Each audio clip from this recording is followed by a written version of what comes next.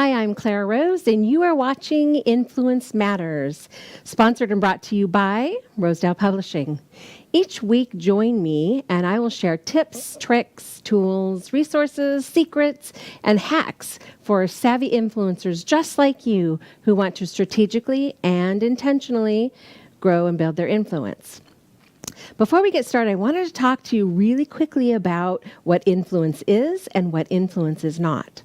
So influence is not coercion or manipulation so that you can make somebody do something you want them to do, like buy your product or your service, for instance. What influence is the ability to affect change. And we'll talk a little bit more about that later. What might come to mind when I say influence or influencer is somebody who is a professional, maybe a ball player or an actress or an actor, somebody who's in the limelight. Now that's a form of influence for sure that they have, but it's really a different kind of influence that I'm talking about today. And we'll talk a little bit more about that later. But first, let's just jump right in and talk about the 3 quickest ways to build influence for yourself, for your business, your ministry, your cause, whatever you're trying to accomplish. Okay, let's have a really quick look at the 3 pieces of influence that are just quick and easy for you. Now, I say quick and easy, and the first one you're going to go, Clara, that is not quick and easy. But I promise, it's not as scary as it sounds. First, let's talk about writing. We're talking about writing for your influence, speaking for your influence, and of course, leading for influence. Let's talk first about writing, shall we? Okay. Now, you know I'm going to say you need to write your book. If you are building influence, working on building influence, you know you need to write a book, right? We see other people doing it. The gurus and the experts out there are saying, you got to write a book. All right, so it's not as scary as it sounds. Writing a book is really just about the process of getting what you have in your head. We all have a story. We all have something to share. We all have a message, right? So it's about getting it out of your head and getting it onto paper where we can do something with it. So finding someone to help you with that is a really important step. And of course, that's something that I offer, but we're not here to talk about that today. Getting it brainstormed, blueprinted out of your brain where you can do something with it.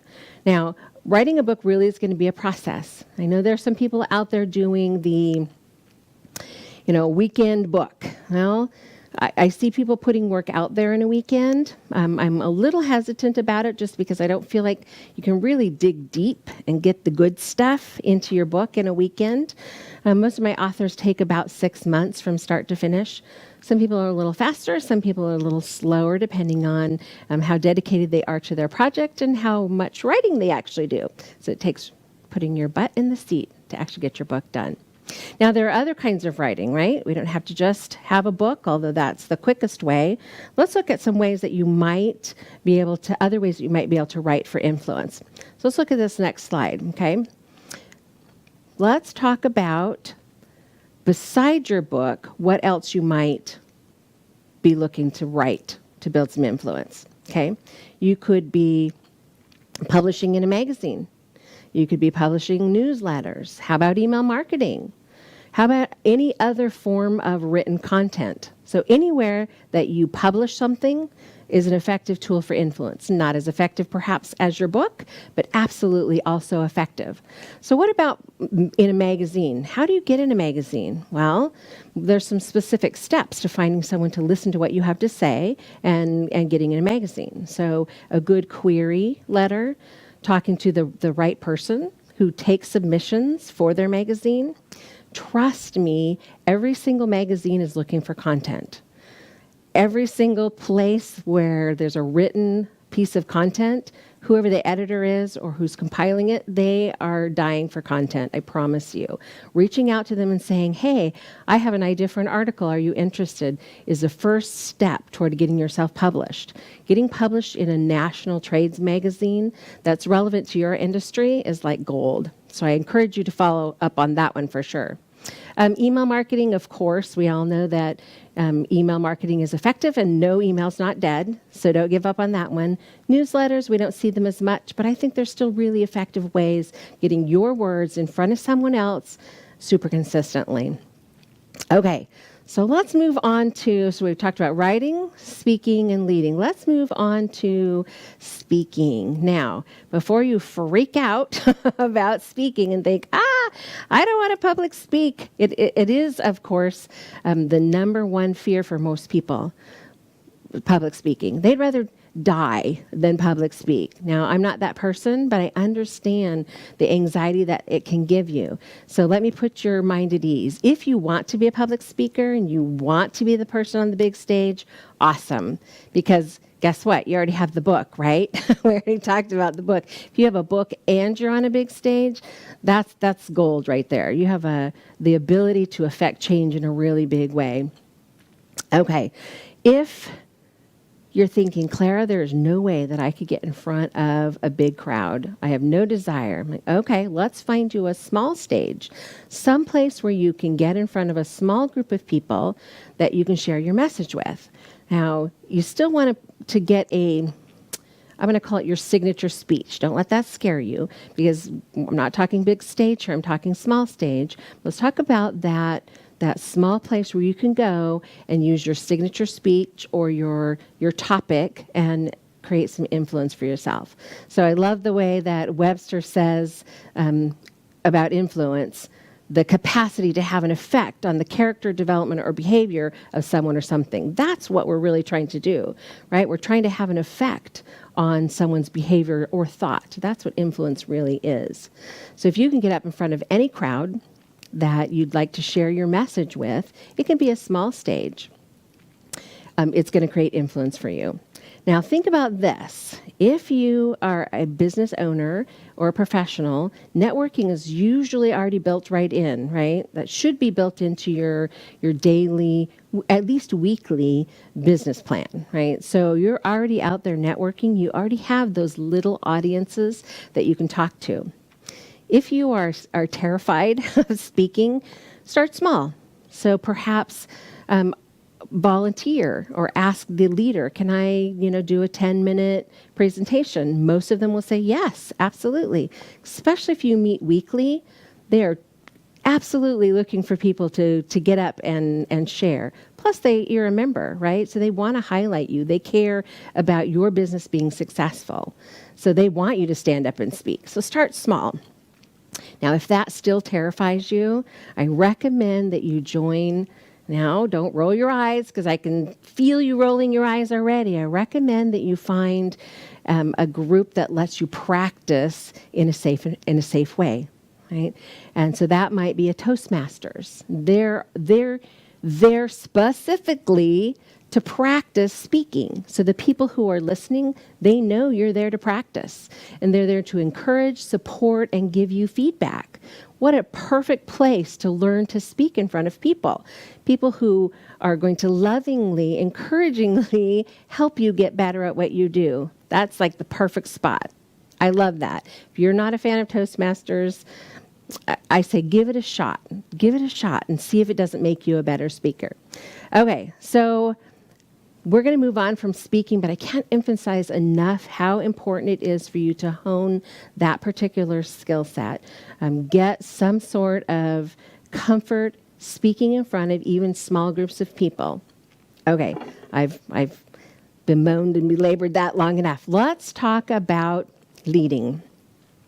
Now, leadership comes easy to some people and not so much to other people, but there are different ways that you can lead that will help you get influence quickly. I always like to tell this story.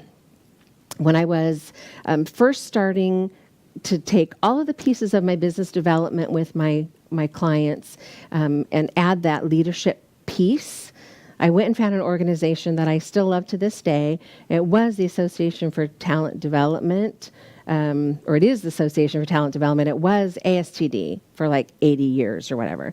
So I went to the very first meeting. I'm like, okay, these are trainers, developers of training. These are my people, right? I could find a place here to lead, right? Now, leadership will sometimes cost you something, right? If it's not in a professional capacity, it's going to cost you your time. So you're going to be giving of your time. That's one of your resources. So I go to the very first meeting and I sit in this room full of people that I've never met before. And at the end, wonderful speaker, wonderful meal. At the end, the president of the chapter stands up and says, we are looking for some board members for this coming year. And we have a brand new position called registrar, and we need someone to fill it. Clara raises her hand. Now, I'm not a member, right? I'm just thinking, oh, this is a really great opportunity for me to get my face in front of people, lead, right? So this is a very small leadership role for me, but I sat at the front checkout, right? The registrar, every single person that walked through that door, guess who they spoke to? Me, right? That was my opportunity to learn their name. They learned my name because I'm checking them in, right? On the little laptop that they had for me, checking them in. Did you pay? Did you pre-register? I'm checking people in. Now, in a year's time, everybody knew me, and I knew everybody in that organization. That's leadership, right? I stepped into a volunteer position on purpose so that it benefited me. Now, it benefited the organization as well, right? The organization has grown and changed. I spent about 5 years on the board. I was their president. I spent a year, it's a 3-year term. I was president-elect, president, and immediate past president. Really wonderful people, wonderful opportunity. I created a lot of influence for myself, and I made a difference in their organization. That's the kind of leadership that I'm really talking about. Now, you might say, oh, I'm not interested in showing up to talk to, at an association of some sort like that. Oh, that's not me. Okay, that's fine. Find something else. What do you care about? What does touch your heart? What does matter to you? I guarantee you that all around you, there are organizations, nonprofits, who are looking for volunteers to show up, speak up, and make a difference. And you will, I promise, gain some influence when you step into those roles, even very small roles. I always recommend the registrar type position, right? I always recommend that, especially in a new organization. It gives you the most exposure, which is going to give you influence the most quickly. But anytime you sit on the board, which all of the positions that I've been in have been board positions, on purpose, because now you have a voice. You care more about what happens in this organization. You are literally showing up, giving of your time. You are speaking up because you're helping to influence and grow this organization or make a difference in it. It's the making a difference that makes you feel good, right? It's that making a difference that makes you go, wow, I'm passionate. I am passionate about West Pasco Business Association. I sit on the advisory board because I'm passionate about them, but also because it gives me a position of influence. It helps me show up, speak up, make a difference in growing this organization that I love. Okay, kind of enough on the soapbox there about what I've done, but I challenge you to take some time, find an organization that matters to you, a cause, a movement, something that speaks to your heart and that really does matter to you, and find a place to connect and build some influence for yourself. Okay, now that wasn't so scary, right? All right, so we're going to recap all of the steps that you can take to help build some influence. So let's start with write. We talked about the book. Just adding title, author, behind your name is going to open doors that you never dreamed possible. Publishing any content is going to make a difference. So remember, that's not just your book, although that's the fastest and the number one way is to write your book. There's lots of people out there who can help you with that. And of course, I help with that as well. Rosedale does that as well. Anywhere you can write. Guest post on someone else's blog. Start your own blog. Do a newsletter if you have a nice email list to send it out to. Of course, do email marketing if you have a list to market to. And magazines, any place where it's relevant to your industry. So if you're a real estate agent, what magazines out there support your industry, right? Maybe you're a chiropractor. I bet there's magazines out there that will support your industry. Look for places where you can put your work. They're probably not going to pay you for it. Sometimes I get paid, but sometimes I don't get paid for it. But my name is in their magazine. My picture is in their magazine. I get that byline, by Clara Rose. And that's what I'm really after, is that intentional, strategic influence that comes from that. Okay, so speaking.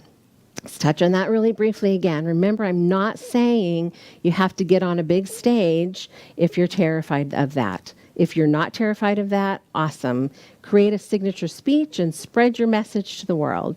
If you are terrified of that, take some baby steps, small steps towards building your influence through speaking, getting on that small stage that's going to let you practice, but also give you the opportunity to say, here's who I am, here's what I have to offer, here's my message that I've crafted or created for the world.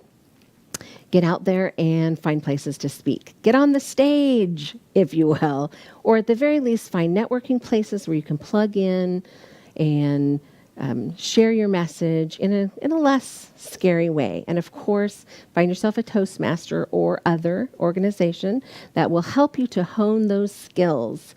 I promise you it's going to be worth it, and you're going to build influence in a crazy way. Okay, and then of course, leading. Leadership is probably the hardest one for some people, but it's also the easy one for people who feel like they're not really ready to get out there in the world with a book, or they're definitely not going to speak. We can all find a place to lead and make a difference in the world around us.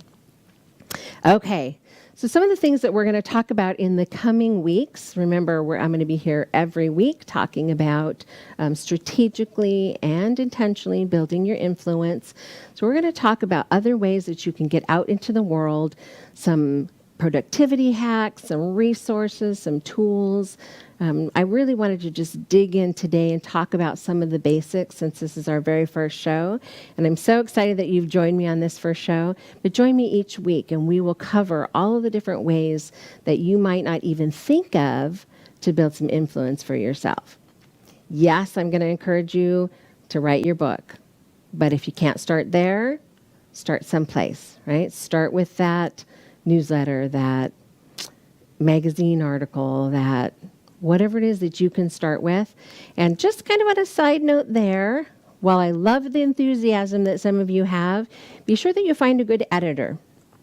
It doesn't have to be me, but I'm just telling you that everyone needs a good editor. When we write, we read what we think we wrote. Does that make sense? So we'll write something, and it makes perfect sense to us because in our head, we think we said what we wanted to say.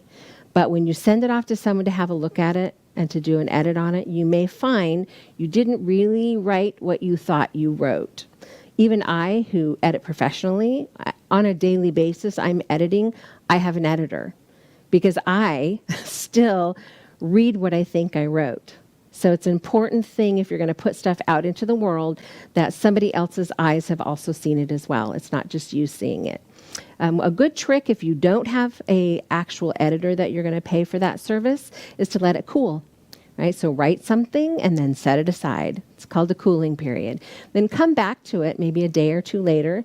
Yes, that takes some pre-planning. But come back to it later, open it up, and read it again. The longer it can cool, the better chances that you're going to catch something that you thought you said, but you didn't really say. And then, of course, please spell check, because it really does matter. And spell check nowadays, of course, also has all sorts of cool grammar stuff. So, and grammar matters, right? How we say things really does matter.